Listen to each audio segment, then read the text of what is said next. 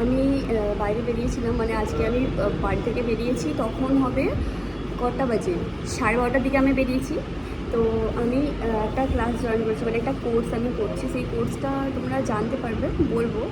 তো course join করেছি, ওখান থেকে আমি আমাদের ক্লাস হয় 12:30 থেকে 3:30 পর্যন্ত ক্লাস হয়। তো ওখান থেকে সব কমপ্লিট করার পরে এখন এত জোর খিদে, প্রচণ্ড পরিমাণে খিদে পেয়ে গেছে, তো একটু খেতে চলে এসেছি।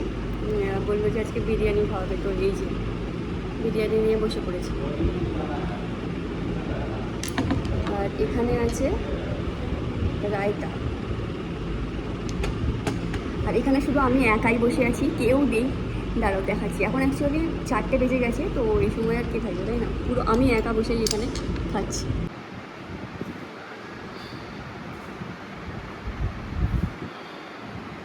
কোনো জায়গা কেউ নেই, শুধু এখানে আমার হাজব্যান্ড দাঁড়িয়ে আছে, যে কল করছে ওখানে দাঁড়িয়ে।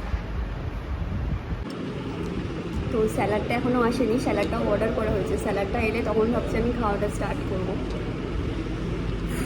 প্রচণ্ড পরিমাণে খিদে পেয়ে গেছে, প্রচুর। এইগুলো এগুলো ব্লু কালার কেন?